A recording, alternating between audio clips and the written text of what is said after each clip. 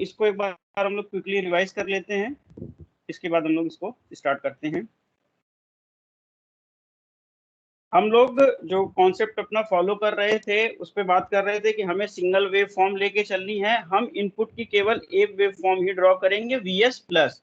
That means 0 से पाई के बीच में हमारी इनपुट सप्लाई एज्यूम कर रहे हैं पॉजिटिव होगी, पाई से 2 पाई के बीच में उसका मैग्नीट्यूड नेगेटिव होगा, 2 पाई से 3 पाई के बीच में वो पॉजिटिव होगी, और 3 पाई से 4 पाई के बीच में वो नेगेटिव होगा। इसके लिए हम लोगों ने कुछ एक रेफरेंस सेट किए थे। जो हमारा रेफरेंस था, इनपुट हमारी वीएस प्लस लेके चल रहे थे, सप्लाई करंट का इस डायरेक्शन लेफ्ट टू राइट थी, तो ये हमारी पॉजिटिव थी। अगर current output top to bottom आ रही थी तो इसको हम लोग पॉजिटिव मान रहे थे, और आउटपुट के लिए अपर टर्मिनल पॉजिटिव और लोअर टर्मिनल हम लोग नेगेटिव मान रहे थे। Single phase full wave control rectifier के केस में हमें याद क्या रखना था, जो चीज हम लोगों ने समराइज की थी, 0 से पाई के लिए, दैट मीन्स मोड 1 के लिए, 0 से पाई के लिए मोड 1 के लिए हम लोग क्या कर रहे थे, T1 और T2 हमारे फॉरवर्ड ब्लॉकिंग मोड में थे, सेम एज T3 T4 हमारे रिवर्स ब्लॉकिंग मोड में थे। 0 से पाई की हम लोग बात कर रहे हैं। 0 से पाई मोड 1 में जब हम लोग आउटपुट वोल्टेज ड्रॉ करेंगे तो हम लोग वी आउटपुट को फॉलो कराएंगे वीएस पॉजिटिव। दैट मीन्स 0 से पाई के बीच में वी आउटपुट वैसा ही दिखेगा जैसी इनपुट सप्लाई हमारी दिखेगी। अगर हम लोग वोल्टेज अक्रॉस थायरिस्टर ड्रॉ करने की बात कर रहे हैं तो T1 और T2 VS प्लस को फॉलो करेंगे। तो T1 और T2 के लिए हम लोग VS प्लस की वेव फॉर्म बना देंगे और उसमें से पार्ट देख लेंगे कौन सा रखना है कौन सा रिमूव करना है। सेम एज पाई से 2 पाई के लिए हम लोग बात कर रहे थे कि T3 और T4 हमारे फॉरवर्ड ब्लॉकिंग मोड में होंगे और T1 और T2 रिवर्स ब्लॉकिंग मोड में होंगे। इसके बाद अगर आउटपुट हमें ड्रॉ करना होगा तो आउटपुट जो हम लोग इनपुट बना रहे हैं, इनपुट जो हमारा लेके चल रहे हैं VS प्लस रिफरेंस, तो पाई से 2 पाई के बीच में इसका मैग्नीट्यूड नेगेटिव है, और नेगेटिव मिलके इसको कर देंगे क्या, पॉजिटिव। तो हमें यहाँ पे पॉजिटिव बनाना पड़ेगा। इसके लिए वोल्टेज अक्रॉस थायरिस्टर की जब हम लोग बात कर रहे हैं T3 T4 के लिए ड्रॉ करना होगा तो ध्यान में रखना कि ये फॉलो करेगा माइनस VS प्लस को। याद ध्यान रखना, जो इनपुट की पॉजिटिव सप्लाई में थायरिस्टर ऑन हो रहे हैं वो VS प्लस को फॉलो कराएंगे उसके क्रॉस का वोल्टेज, और जो इनपुट की नेगेटिव साइकिल में ऑन हो रहे हैं उस थायरिस्टर के वोल्टेज अक्रॉस अगर हमें ड्रॉ करना है तो हम माइनस VS प्लॉट करेंगे। इसके बाद हम लोगों ने आउटपुट वोल्टेज प्लॉट किया था, आउटपुट करंट प्लॉट की थी और सप्लाई करंट प्लॉट की थी। बच क्या रहा है, वोल्टेज अक्रॉस थायरिस्टर, किसी भी एक थायरिस्टर के क्रॉस वो वोल्टेज पूछ सकता है। यहाँ पे हम लोग कर क्या रहे हैं, T1 और T2 और T3 T4 दोनों के क्रॉस वोल्टेज ड्रॉ कर रहे हैं। क्वेश्चन में एग्जाम में किसी के क्रॉस भी पूछ सकता है। तो सबसे पहले हम लोग यहाँ पे ड्रॉ कर रहे हैं VTH, किसके क्रॉस ड्रॉ कर रहे हैं, T1 या T2, दोनों के क्रॉस सेम आएगा। अब हमें करना क्या है, T1 और T2 0 से पाई के बीच में ऑन हो रहे थे, दैट मीन्स ये फॉलो करेगा VS प्लस को। तो जैसी इनपुट सप्लाई हम लोग बनाते हैं कि 0 से पाई के बीच में VS पॉजिटिव होता है, पाई से 2 पाई के बीच में VS नेगेटिव होता है, 2 पाई से 3 पाई के बीच में पॉजिटिव, और 3 पाई से 4 पाई के बीच में नेगेटिव। यहाँ पे है ये पाई, ये है 2 पाई, ये है हमारा 3 पाई, और यहाँ पे हो गया हमारा 4 पाई। इसमें हमें कुछ नहीं करना, बस ये देखना है कि कहाँ पे थायरिस्टर T1 हमारा ऑन था और कहाँ पे थायरिस्टर T2 हमारा ऑफ था। तो पहले हम लोग एक बार इसको लिख लेते हैं कि कहाँ पे थायरिस्टर हमारा ऑन था। तो यहाँ से पहले एक चीज मेंशन कर लें, ये है हमारा 0, ये है अल्फा, ये हो गया पाई, ये है हमारा 2 पाई, ये है हमारा 3 पाई, ये हमारा 4 पाई, और ये पॉइंट है हमारा पाई प्लस अल्फा, ये पॉइंट है हमारा 2 पाई प्लस अल्फा, ये पॉइंट है हमारा 3 पाई प्लस अल्फा। ठीक है, हमें ये याद है कि T1 और T2 को ध्यान से देखो, हम लोग कब ऑन कर सकते थे, कब ये फॉरवर्ड ब्लॉकिंग मोड में थे, 0 से पाई के बीच में और 2 पाई से 3 पाई के बीच में। लोड रेजिस्टिव है तो इंडक्टिव वाला कोई पार्ट नहीं आ रहा है, तो उसको हमें टेक केयर नहीं रखनी है, बस हमें इतना ध्यान में रखना है कि T1 और T2 ऑन कितनी देर है, T1 और T2 ऑन कब है, T1 और T2 ऑन कब है, ये अल्फा से लेके पाई तक, और यहाँ पे 2 पाई प्लस अल्फा से लेके 3 पाई तक हमारे T1 और T2 ऑन है। अगर यहाँ से क्लियर नहीं हो रहा तो यहाँ से देख लो आउटपुट करंट से, T1 T2 यहाँ पे ऑन है, T1 T2 यहाँ पे ऑन है। बस इसी चीज को हमें यहाँ पे लिखना है, मेंशन करना है, ठीक है, इसी चीज को हमें यहाँ पे मेंशन करना है। तो यहाँ पे हम लोग इसको पहले लिख लें कि T1 T2 ऑन कहाँ कहाँ, T1 T2 यहाँ पे ऑन है,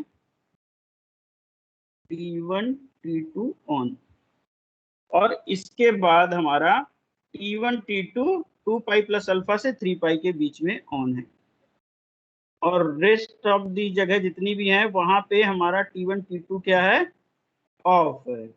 तो थायरिस्टर के क्रॉस हम लोग वोल्टेज ड्रॉ करते हैं, कोई बताना, थायरिस्टर के क्रॉस हम लोग वोल्टेज ड्रॉ करते हैं तो हमें किस पार्ट को रिमूव करना होता है। थायरिस्टर के क्रॉस वोल्टेज ड्रॉ कर रहे हैं तो दैट मींस किस पार्ट को रिमूव करेंगे, जहां पे थायरिस्टर ऑन था या थायरिस्टर ऑफ था।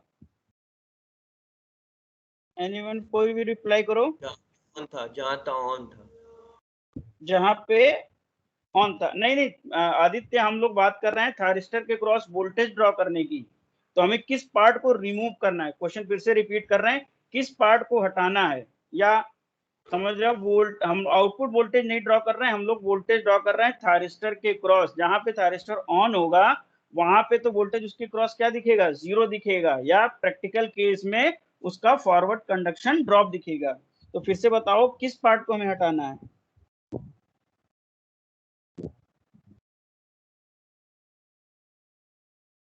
कोई रिप्लाई करो। सर अल्फा से पाई वाला, अल्फा से पाई वाला, गुड। बस आपको वोल्टेज अक्रॉस, हाँ इस बार आदित्य सही बताए हो, हमें वो पार्ट ध्यान में रखना है, वोल्टेज अक्रॉस थायरिस्टर, जब थायरिस्टर ऑन रहता है तो उसके क्रॉस वोल्टेज 0 होगा, तो जहां जहां पे वो ऑन है, जिस जगह पे वो ऑन है उस पार्ट को हमें हटाना है। दैट मीन्स हमारा ये अल्फा से लेके पाई तक थायरिस्टर हमारा ऑन है, अल्फा से पाई तक थायरिस्टर हमारा ऑन है, और 2 पाई प्लस अल्फा से 3 पाई तक ऑन है। तो इस पोर्शन को हमें हटाना है, इस पोर्शन को हमें हटाना है, तो इसको हम हटा दे रहे हैं, तो हमने ये हटा दिया, ठीक है, इसी तरीके से इसको हमने यहाँ पे हटा दिया। तो जो पोर्शन हमारा अब बचेगा ये हो जाएगा voltage across the thyristor T1 या T2।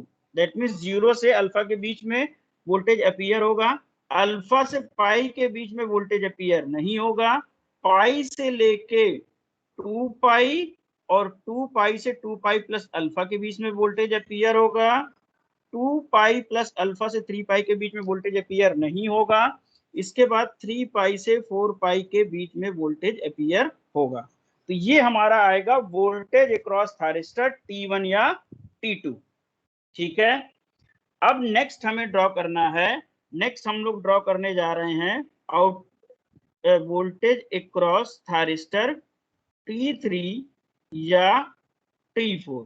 तो जब आपको T3 T4 के लिए बनाना है तो ध्यान में रखना है, ये T3 और T4 जब इनपुट की नेगेटिव साइकिल थी, जब इनपुट की नेगेटिव साइकिल थी, हम लोग इस साइकिल की बात कर रहे हैं, जब इनपुट की नेगेटिव साइकिल थी उसी समय T3 और T4 को हमें क्या कर सकते थे, ऑन कर सकते थे। ये एक मेमोरी ट्रिक है, T3 T4 को हम लोग कब ऑन कर सकते थे, जब इनपुट की नेगेटिव साइकिल थी। तो इसको, इसके क्रॉस वोल्टेज ड्रॉ करने के लिए आप क्या करो, यहाँ पे निगेटिव वोल्टेज से ही स्टार्ट करो। दैट मींस 0 से पाई के बीच में मैग्नीट्यूड इसका नेगेटिव आएगा, पाई से 2 पाई के बीच में पाई से 2 पाई के बीच में पॉजिटिव, 2 पाई से 3 पाई नेगेटिव, और 3 पाई से 4 पाई पॉजिटिव। T1 T2 में जैसा भी आपने इनपुट वोल्टेज के लिए रेफरेंस बनाया था, T3 T4 में उसका जस्ट अपोजिट ड्रॉ करना है, और फिर कुछ नहीं करना है, हमें ये देखना है कि कहाँ पे T3 और T4 हमारे ऑन थे। तो कहाँ पे T3 T4 हमारे ऑन थे वो यहाँ से दिख जाएगा, T3 T4 यहाँ पे ऑन है, T3 T4 यहाँ पे ऑन है। फिर से एक बार हम सारी चीजें मेंशन कर दे रहे हैं, ये है हमारा अल्फा, ये है हमारा पाई, ये है हमारा पाई प्लस अल्फा, ये है हमारा 2 पाई, ये है हमारा 2 पाई प्लस अल्फा, ये है हमारा 3 पाई, ये है हमारा 3 पाई प्लस अल्फा, और ये है हमारा 4 पाई। तो जहां पे T3 और T4 ऑन है, जिस जगह T3 T4 ऑन है उसको मेंशन कर ले रहे हैं। दैट मीन्स T3 T4 हमारे यहाँ पे ऑन है, T3 T4 यहाँ पे ऑन है, और ये सब इंटरवल क्या है, ये इंटरवल है पाई प्लस अल्फा से 2 पाई। सेम एज T3 T4 हमारे यहाँ पे ऑन है, 3 पाई प्लस अल्फा से लेके 4 पाई। अब हमें करना क्या है, फिर वही वोल्टेज ड्रॉ करना है। तो जहां पे ये थायरिस्टर ऑन है उसके क्रॉस जो वोल्टेज है उसको बस 0 अपीयर करा देना है। आइडियल केस में उसके क्रॉस 0 अपीयर करना है, दैट मीन्स उस वेव फॉर्म को हम रिमूव कर देंगे, और जो अब पोर्शन बचेगा वो हो जाएगा वोल्टेज अक्रॉस थायरिस्टर T3 या T4। जो ये पोर्शन हमारा बच रहा है, ये पोर्शन हमारा हो जाएगा वोल्टेज अक्रॉस T3 या T4।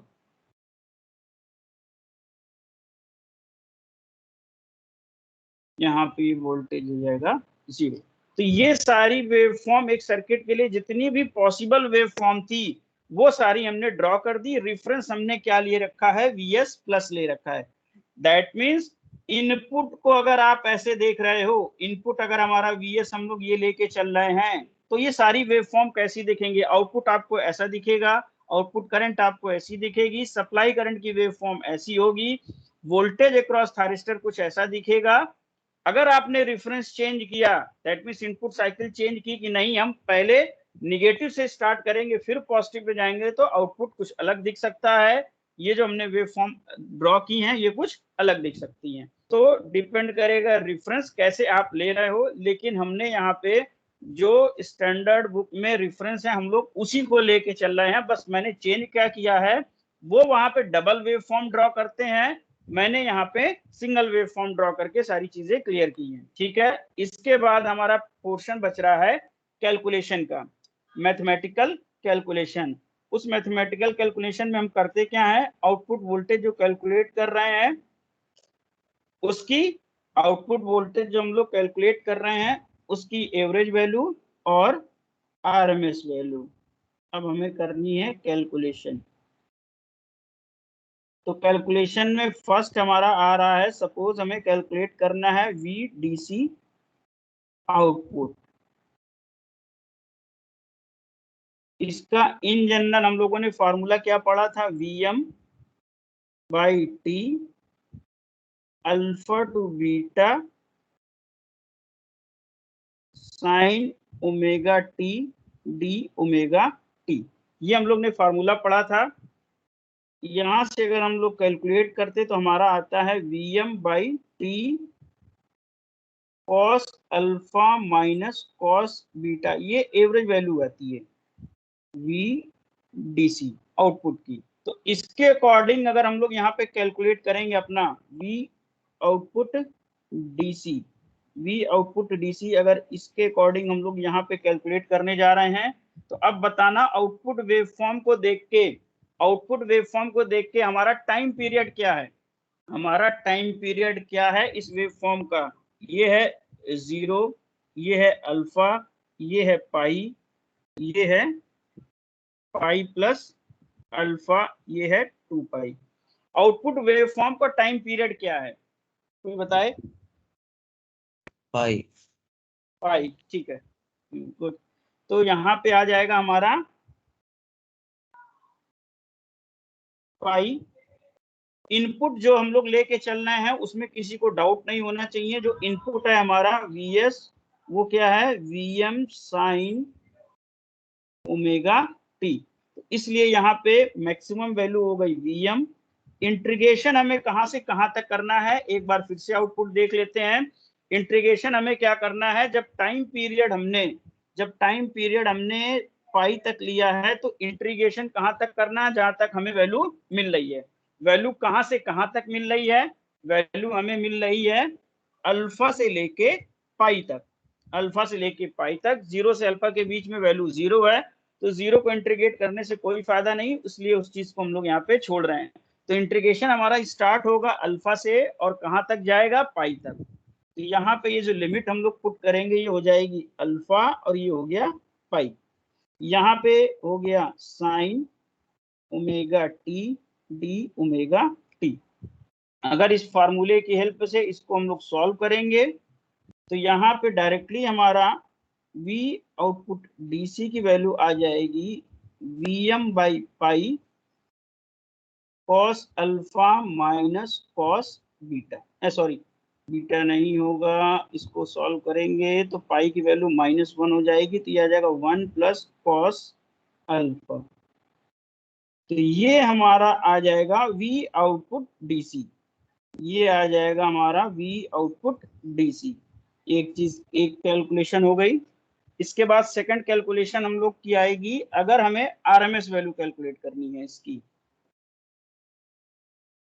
अगर इसकी हमें RMS वैल्यू कैलकुलेट करनी है, V आउटपुट की RMS वैल्यू, इसका भी फार्मूला हम लोगों ने पढ़ा था, Vm under root direct formula, direct formula नहीं, पहले वो लिख देते हैं जैसे इंटीग्रेट करते हैं फंक्शन के फॉर्म में, Vm by T alpha two beta, इसको भी हटा देते हैं, इस फॉर्म में नहीं याद रखते हम लोग, इसको रखते हैं 1 by T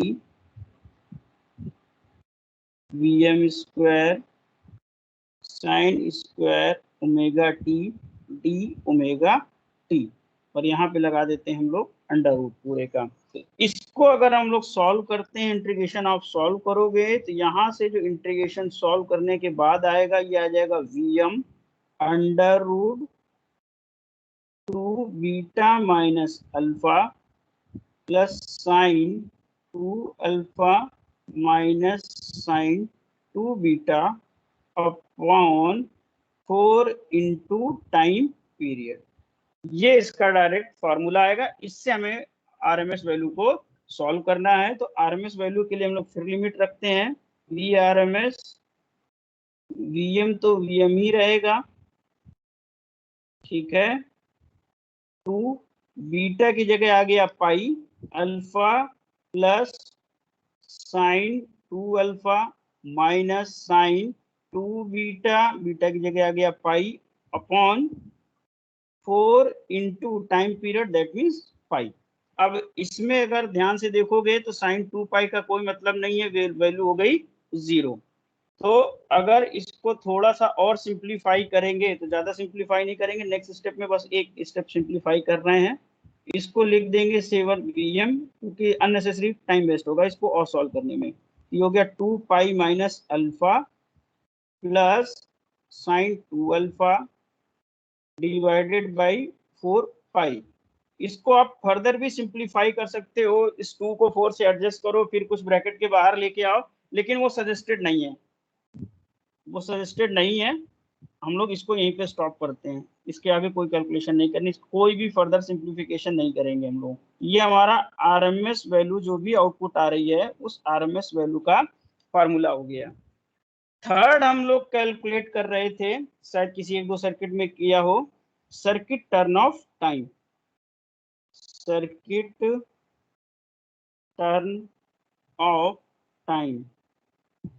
circuit turn off time calculate करने के लिए हम लोग कर क्या रहे थे, ये वो टाइम पीरियड है जब सर्किट थायरिस्टर को जितने भी देर के लिए रिवर्स बायस रख रहा है, ये वो टाइम इंटरवल है जब सर्किट इनपुट सप्लाई जब सर्किट इनपुट सप्लाई को थायरिस्टर के क्रॉस लगा रही है और थायरिस्टर उस इनपुट सप्लाई की वजह से कितनी देर रिवर्स बायस हो रहा है ये देखना है आपको। तो आप किसी भी एक थायरिस्टर को पकड़ लो चारों में से और उसकी वेव फॉर्म देख लो कि थायरिस्टर हमारा कितनी देर रिवर्स बायस आ रहा है, सबसे आपका आंसर सेम आने वाला है। तो सपोज अगर हम लोगों ने यहाँ पे T1 T2 को पकड़ा for circuit turn off time, T1 T2 को पकड़ा for circuit turn off time, तो बताना कि कितनी देर के लिए हमारा सर्किट उसको रिवर्स बायस कर रहा है, दैट मींस उसके क्रॉस वोल्टेज नेगेटिव हो रहा है, उसके क्रॉस वोल्टेज नेगेटिव हो रहा है। और ये देखना कितनी देर है, देखना है केवल एक इनपुट की एक साइकिल के लिए, दैट मींस 0 से 2 पाई के बीच में किसी भी एक थायरिस्टर को पकड़ो और वहां से ये देख लो थायरिस्टर हमारा कितनी देर वो रिवर्स बायस हो रहा है, किसी भी एक थायरिस्टर को पकड़ो। तो सपोज हमने यहाँ T1 T2 को देखा, देखना हमें कहां तक है, देखना हमें केवल 0 से 2 पाई के बीच तक है, देखना हमें कहां से कहां तक है, 0 से 2 पाई के बीच में। तो 0 से 2 पाई के बीच में अगर हम लोग अभी T1 T2 के वोल्टेज को देख रहे हैं और सब इंटरवल में देखते आ रहे हैं सर्किट टर्न ऑफ टाइम, तो ध्यान में रखना अगर हम लोग 0 से अल्फा के बीच में बात कर रहे हैं तो वोल्टेज कैसा है, पॉजिटिव, तो ये सर्किट टर्न ऑफ टाइम नहीं हो सकता। अल्फा से पाई के बीच में वोल्टेज क्या है, 0 वोल्ट, तो ये भी सर्किट टर्न ऑफ टाइम नहीं हो सकता। हमें देखना है नेगेटिव वोल्टेज। यहां से पाई से 2 पाई के बीच में वोल्टेज मिल रहा है नेगेटिव, वोल्टेज मिल रहा है नेगेटिव, दैट मीन्स ये क्या है हमारा ओके है। तो यहां से सर्किट टर्न ऑफ टाइम की जो कैलकुलेशन हम लोग करेंगे, circuit turn off time, circuit turn off time क्या हो जाएगा हमारा, ओमेगा टीसी कितना है, 2 पाई माइनस पाई, यहां से टीसी की वैल्यू जो हो जाएगी pi by omega for this circuit single phase full wave fully control rectifier with resistive load. ये 2 पाई माइनस पाई क्यों कर रहे हैं, इसको फिर से एक बार वेव फॉर्म से समझ रहे हैं हम लोग। ये देखो कहां तक जा रहा है, 2 पाई, और स्टार्ट कहां से हो रहा है, पाई तक। तो हमें निकालना है केवल इस इंटरवल की लेंथ, ये कितने ड्यूरेशन इंटरवल है, इसलिए 2 पाई माइनस पाई किया, पाई आया। ओमेगा क्यों लिखा, क्योंकि ये जो एक्सेस है, जिस एक्सेस पे हम लोग हैबिचुअल इसको प्लॉट करने के लिए होती है ओमेगा टी, इसलिए हम लोगों ने यहाँ पे लिखा है ये ओमेगा टीसी। अब बात कर रहे हैं किसी दूसरे वेव फॉर्म को देख के निकाल सकते हैं क्या। अब हम लोग देख रहे हैं सपोज T3 और T4 की वेव फॉर्म, क्योंकि यहां से सर्किट टर्न ऑफ टाइम निकाल सकते हैं क्या, तो यहां से भी निकाल सकते हैं, देखते हैं। अभी भी हमें देखना क्या है, ये अभी भी हमें देखना है ये एक इनपुट की एक साइकिल के लिए, दैट मीन्स पाई से 2 पाई, दैट मीन्स पाई से 2 पाई। अब फिर वही काम करते हैं, सब इंटरवल में हम लोग चलते हैं, देखते हैं वोल्टेज नेगेटिव है दैट मीन्स ओके है सर्किट ऑफ टाइम के लिए, अगर वोल्टेज पॉजिटिव है तो वो ओके नहीं है।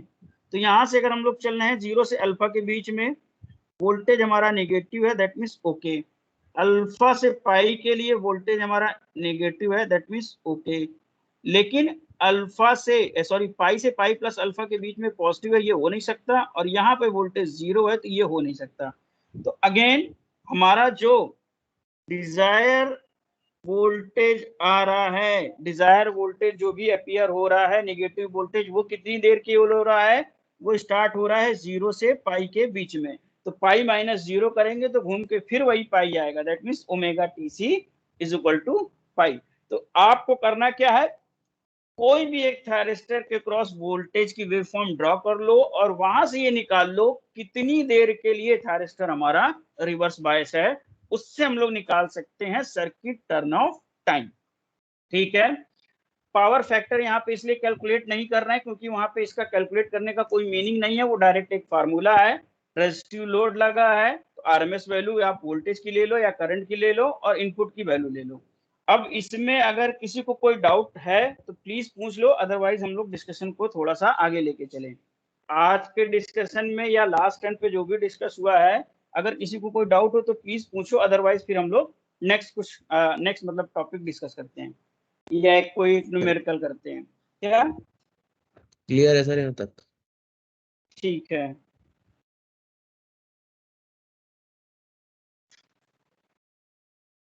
क्लियर है तो 1 मिनट बस होल्ड करना।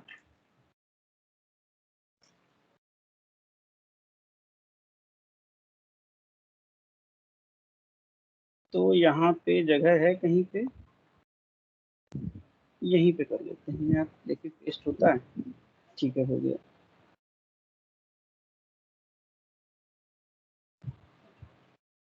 तो ये एक न्यूमेरिकल हम लोग अभी स्टार्ट करते हैं। ये क्या लिखा है, डिले एंगल, 1 मिनट, अच्छा इसके बीच में स्पेस नहीं है, स्पेस दे दिया, ठीक है। ये हम लोग यहाँ पे अब कर लेते हैं एक न्यूमेरिकल फुल वेव रेक्टिफायर का। आप लोग इसको 1 मिनट पढ़ लो, फिर इसके बाद हम लोग स्टार्ट करेंगे। इस न्यूमेरिकल को एक बार पढ़ लो, इसके बाद हम लोग स्टार्ट करते हैं। तो 1 मिनट या 2 मिनट दे के पहले इस न्यूमेरिकल को आप पढ़ो, इसके बाद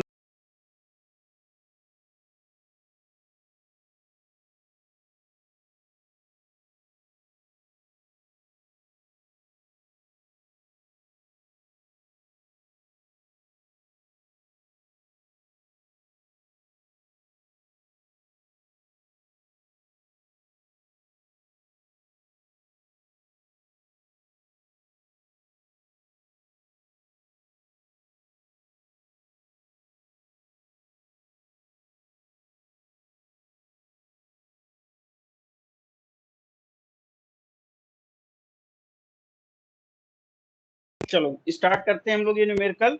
इसमें देखो क्या क्या इंफॉर्मेशन गिवन है और क्या क्या हमें निकालनी है। तो सबसे पहले जब भी हम लोग को न्यूमेरिकल करना होता है तो इसी चीज को फाइंड आउट करते हैं। तो ध्यान में रखना, गिवन क्या है, AC input voltage 120 volt RMS. ठीक है, तो दैट मीन्स यहाँ पे क्या क्या गिवन है पहले इसको लिख लेते हैं। गिवन है हमारा यहाँ पे Vs 120 वोल्ट, फ्रीक्वेंसी कितनी दे रखी है 50 हर्ट्ज, फ्रीक्वेंसी दे रखी है, सॉरी 60 हर्ट्ज दे रखी है। दैट मीन्स ये कोई फॉरेन बुक का न्यूमेरिकल होगा 60 हर्ट्ज। अगर इंडियन बुक का होता तो यहाँ पे ये 50 हर्ट्ज मेंशन होता। ठीक है, या इंडियन बुक का होगा, कॉपी फॉरेन बुक से होगा। इसके बाद हमारा लोड रेजिस्टेंस दे रखा है, लोड में एक रेजिस्टिव लोड लगा है जिसकी वैल्यू कितनी है 20 ओम। दैट मीन्स रेजिस्टेंस जो है उस लगा है 20 ओम का। और डिले एंगल, डिले एंगल का मतलब क्या है, nothing but firing angle. Delay angle का मतलब क्या है, फायरिंग एंगल। दैट मीन्स आप 40 डिग्री बाद थायरिस्टर को ऑन कर रहे हो। अब जो आपको निकालना क्या क्या है, क्या क्या फाइंड आउट करना है, इसको नोट कर लेते हैं क्या क्या फाइंड आउट करना है।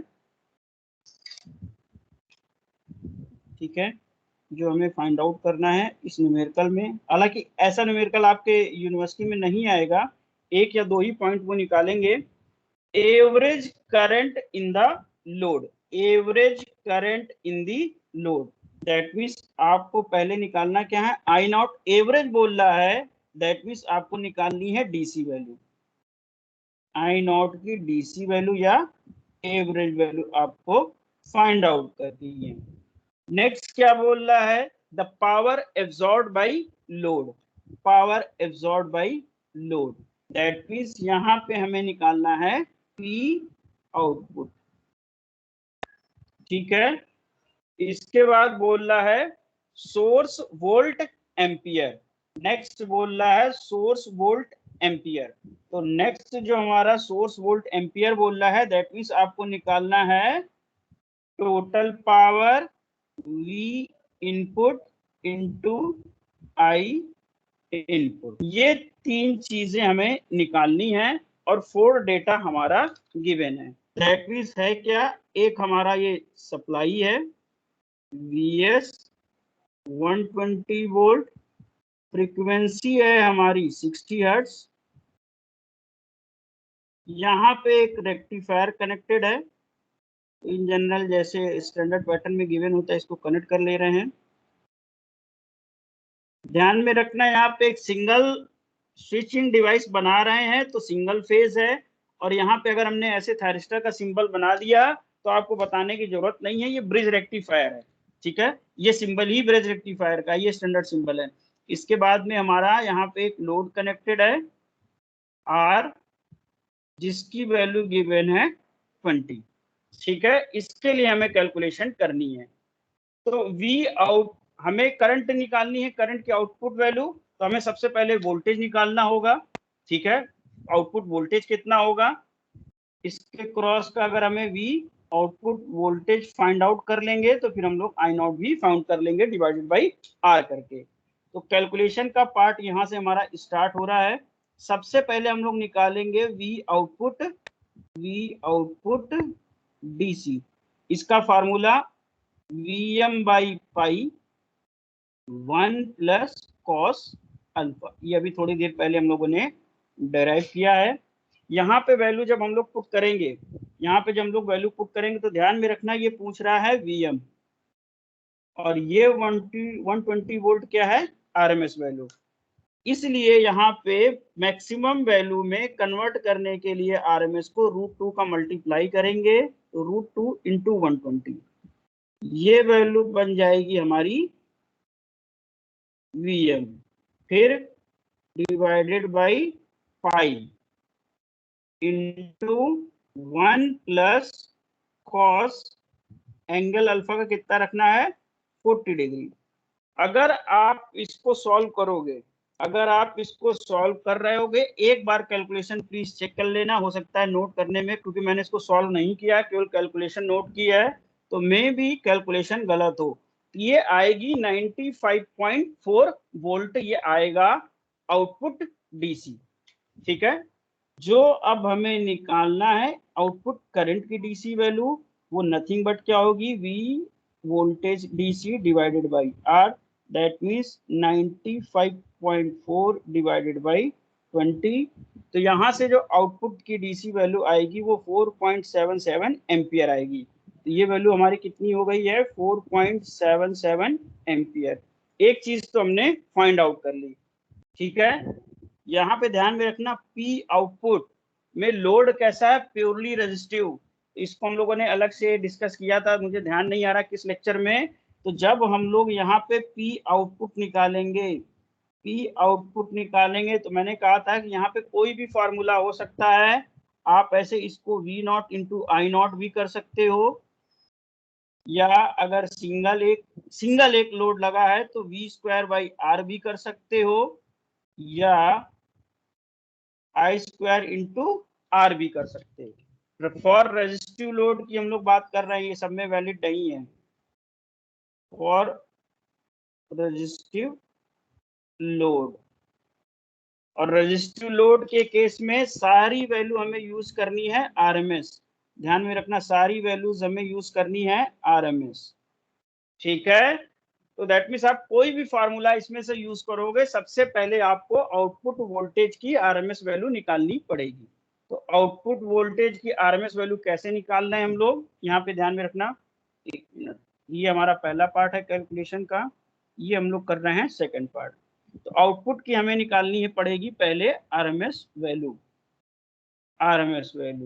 तो इसकी वैल्यू, इसका फार्मूला क्या लिखा था अभी हम लोगों ने थोड़ी देर पहले, VM to beta minus alpha, sorry direct formula ही लिख दे रहे हैं, इसके बाद वैल्यूज सब्स्टिट्यूट करेंगे। 2 beta minus alpha plus sine 2 alpha minus sine 2 beta divided by 4 into t. अगर यहाँ पे हम लोग वैल्यू पुट करेंगे इन सब चीजों की, तो वीएम कितना हो गया, √2 इंटू 120 अंडर रूट 2, बीटा की जगह क्या आ गया पाई, माइनस अल्फा की जगह कितना आ गया 40 डिग्री। अभी चेंज करेंगे, गलत लिख रहे हैं एक्सप्रेशन। ठीक है, ये हो गया हमारा sine 2 into 40 degree. Sine 2 beta की कोई वैल्यू की बात नहीं है, ये तो हमेशा जीरो ही आएगा क्योंकि पाई हो जा रहा, डिवाइडेड बाई, गलती कहाँ पे होगी वो चीज हमें फाइंड आउट करनी, 4 इंटू पाई, ये एक्सप्रेशन आएगा। ध्यान में रखना, बीटा वाली वैल्यू नहीं लिखना है क्योंकि वो जीरो हो जाएगी 2 पाई रखने में। अब देखो कैलकुलेशन में गलती कहाँ पे होगी, जो जल्दी ध्यान में नहीं दे रहे हो तो कहाँ पे गलती होगी, होने का पॉइंट देखो कहाँ पे, इसलिए इसको मैं हाईलाइट करके ही बनाऊंगा।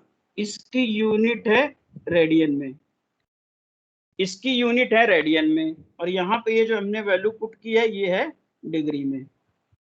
ठीक है, तो गलती क्या होगी, आप कर क्या रहे एक्सप्रेशन में, pi minus 40 degree, that means radian को डिग्री से सब्ट्रैक्ट कर रहे हो। ये कभी भी पॉसिबल नहीं है, एक ही डिग्री के चीज को हम लोग, या एक ही यूनिट की चीज को सब्ट्रैक्ट करते हैं, कर सकते हैं या ऐड कर सकते हैं। तो आपको यहाँ पे क्या होगा, सारी चीजें देखनी है। ध्यान में रखना, इसकी यूनिट क्या है रेडियन में, यहां से जब इसकी होल वैल्यू आएगी ये आएगी रेडियन में। ठीक है, तो दैट मीन्स हो क्या रहा, पूरे एक्सप्रेशन में 3 वैल्यूज रेडियन में है और 1 वैल्यूज डिग्री में है।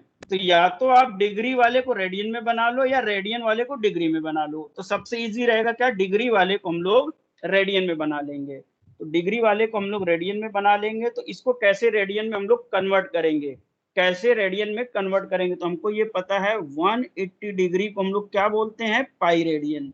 ये हमें पता है, ये कैलकुलेशन होगी, जिसको आती है उसको लग रहा है ये सर क्या सिली चीज डिस्कस कर रहे हैं। और 40 डिग्री को हम लोग बोलेंगे क्या हो जाएगा, pi into 40 degree divided by 180 degree. That means ये वैल्यू इस 40 की जगह आपको पुट करनी है। ध्यान में रखना, इस 40 की जगह आप ये वैल्यू पुट करोगे, किसी भी तरीके से याद रखो आपकी ये वैल्यूज आएंगी, अदरवाइज कैलकुलेशन गलत होगी। अगर आप कैलकुलेटर से कर रहे होगे तो कैलकुलेटर एरर दिखाएगा। तो यहां से करने के बाद हमारा जो वी आउटपुट आरएमएस वैल्यू आएगा, इस एक्सप्रेशन को पूरा सॉल्व करोगे तो 116 वोल्ट आएगा। ठीक है, 116 वोल्ट आएगा। इसको करके देख लेना, कैलकुलेशन गलत होगी तो प्लीज मुझे बता देना, क्योंकि मैंने भी नोट किया, मैंने इसको करके नहीं देखा है। तो इसकी वजह से हमें आई आर एम एस जब निकालेंगे, आई आर एम एस निकालेंगे तो ये हो जाएगा 116 डिवाइडेड बाई 20 रेजिस्टेंस है, तो यहाँ से वैल्यू आ जाएगी हमारी 5.80 एम्पियर, 5.80 एम्पियर। तो जो अब हम लोग पी आउटपुट निकालेंगे तो हम लोग ये फार्मूला यूज कर ले रहे हैं, I not R M S into R, that means 5.80 square into 20। तो यहाँ से जो वैल्यूज निकल के आएंगी ये आ जाएंगी 673 वॉट। आप डायरेक्टली इससे भी वी स्क्वायर बाई आर करके निकाल सकते थे, आप जैसा आप जिसमें कंफर्टेबल रहो उस फार्मूले को यूज करो। नेक्स्ट हमसे क्या पूछा जा रहा है, पी आउटपुट कितना आ गया हमारा 673, दैट मीन्स ये आ गया 673 वॉट। अब पूछ रहा है इनपुट पावर वीए में। थर्ड कैलकुलेशन हमारी जो है, थर्ड कैलकुलेशन है एस पूछ रहा है, that means we input into I input. ये ध्यान में रखना, जब भी हमें इनपुट निकालना है, इनपुट साइड हमारा कैसा है एसी, ये भी हमारा क्या है एसी होगा। जब एसी होगा तो सारी वैल्यूज हमें क्या लिखनी होंगी, आरएमएस वैल्यूज लिखनी होंगी। ध्यान में रखना, आरएमएस वैल्यूज लिखनी होंगी। बस अब इस सर्किट में ये बता दो, इस सर्किट में ये बता दो, ये हमने आउटपुट करंट ड्रॉ की है। अगर ये वेव फॉर्म में थोड़ा सा भी कैलकुलेशन गड़बड़ होगी तो आप नहीं कर पाओगे। इस आउटपुट की वेव फॉर्म और इस सप्लाई करंट की वेव फॉर्म में डिफरेंस क्या है, बस इतना पहले बताओ, तो फिर हम लोग सप्लाई करंट की आरएमएस वैल्यू कैलकुलेट करेंगे। डिफरेंस क्या है दोनों में?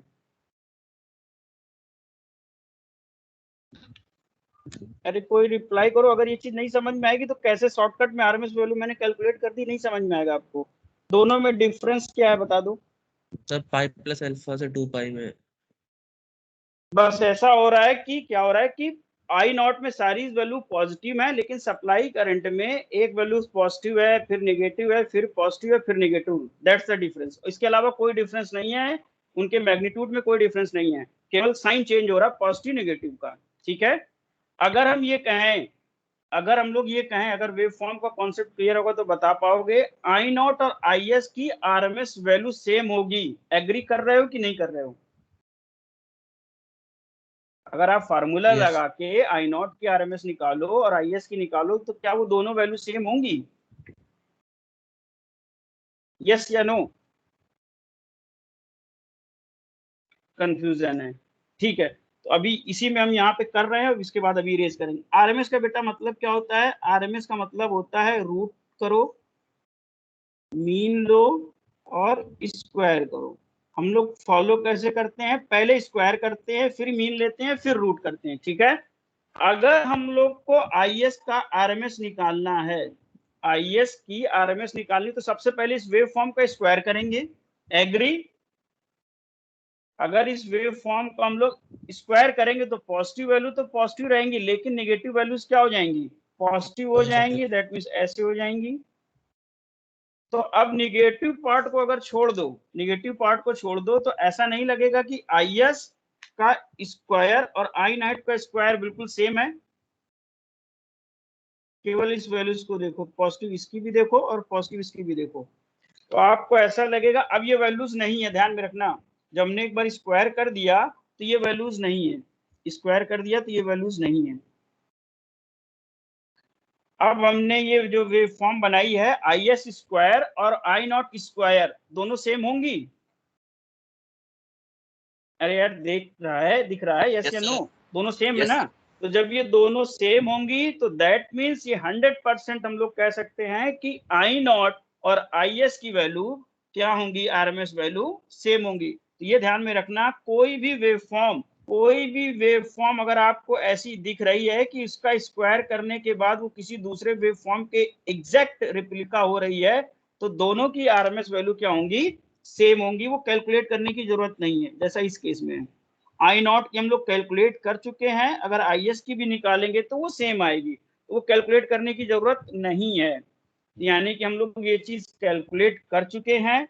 तो इसमें बार बार फिर दोबारा फार्मूला लगा के कैलकुलेशन करना के लिए टाइम वेस्ट करने की जरूरत नहीं है। दैट मीन्स IS की जो RMS वैल्यू होगी वो I0 के RMS के इक्वल होगी, और ये वैल्यू हम लोग कैलकुलेट कर चुके हैं। ये वैल्यू कितनी आ रही है? 5.80 एम्पियर। तो एक वैल्यू तो हमने फाइंड आउट कर दी। V इनपुट की बात कर रहे हैं, V इनपुट की RMS। तो V इनपुट हमने क्या ड्रॉ किया है? ये तो पूरी की पूरी क्या है? साइनोसोडल। ये पूरी की पूरी क्या है? साइनोसोडल। ठीक है, तो इसकी RMS वैल्यू क्या होती है? इस VS की RMS वैल्यू क्या होगी? पूरी साइन वेव की, पूरे साइन वेव की RMS वैल्यू क्या होती है? Vm/√2। ये पढ़ते हो ना आप लोग? पढ़ते हो ना? अगर मैक्सिमम वैल्यू हमें पता है, मैक्सिमम वैल्यू हमारी यहाँ पे Vm होती है। इस क्वेश्चन में कुछ कैलकुलेट करने की जरूरत नहीं है, क्योंकि ऑलरेडी उसने क्या बोल रखा है? इनपुट की RMS वैल्यू कितनी है? 120 वोल्ट। इनपुट की RMS वैल्यू कितनी है? 120 वोल्ट। दैट मीन्स यहाँ पे इस कैलकुलेशन में हमारा V इनपुट की वैल्यू कितनी है? 120 वोल्ट। तो बस दो वैल्यूज हमें रिक्वायर्ड थी, दोनों मिल गई। तो यहाँ से जो हमारा इनपुट आएगा वो कितना हो जाएगा? 120 इंटू 5.80। दैट मीन्स यहाँ पे अगर इसको हम लोग मल्टीप्लाई करेंगे और कैलकुलेट करेंगे तो ये आएगा 696 वोल्ट एम्पियर। इसको गलती से भी वॉट नहीं लिख देना, ठीक है? तो ये आ गया हमारा 696, ये आ गया हमारा 696। अब अगर हमें पावर फैक्टर निकालना है, जो इस क्वेश्चन में नहीं पूछा है, उसको भी हम लोग कैलकुलेट कर ले रहे हैं। अगर हमें पावर फैक्टर निकालना होता, इस क्वेश्चन में नहीं पूछा है, फिर भी हम लोग पावर फैक्टर कैलकुलेट कर ले रहे हैं। ठीक है, तो पावर फैक्टर अगर इस कैलकुलेशन में हम लोग निकालते हैं तो कैसे करते थे? VI cos phi is equal to V0 into I0। ये है हमारा S इनपुट, ये है cos phi पावर फैक्टर, और ये है हमारा P आउटपुट। तो यहाँ से cos phi की वैल्यू अगर हम लोग निकाल लें तो नथिंग बट क्या आएगा? P output divided by S। P output इस केस के लिए हम लोग निकाल चुके हैं, वो कितना आ रहा है? 673। वो आ रहा है 673, और S हम लोग निकाल चुके हैं 696।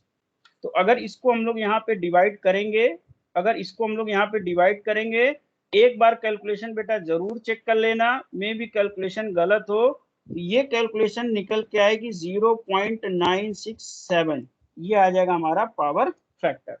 ये पूछा नहीं गया है, फिर भी हम लोगों ने निकाल लिया है। दैट मीन्स इस पर्टिकुलर सर्किट में जो जो न्यूमेरिकल में पूछी जा सकती थी वो हम लोगों ने कर लिया है। मेरे ख्याल से टाइम ओवर हो गया है, 10 मिनट एक्स्ट्रा हो रहा है, सॉरी फॉर दैट। यहीं पे मैं मीटिंग एंड कर रहा हूँ। एक बार फिर से इसको देखना। लेक्चर अभी यूट्यूब पे नहीं डाल पा रहा हूँ, थोड़ी सी प्रॉब्लम चल रही है। जैसे उस प्रॉब्लम रिजॉल्व होगी लेक्चर डालना शुरू कर दूंगा। लेकिन एक बार इसको एक बार फिर से ट्राई करना, जो भी आपने नोट डाउन किया है उसको करने से कोशिश करना, और ये न्यूमेरिकल एक बार ट्राई करना। ठीक है, तो मैं मीटिंग एंड कर रहा हूँ, टाइम 10 मिनट ज्यादा हो गया। Okay, thank you. Thank you sir. Sir.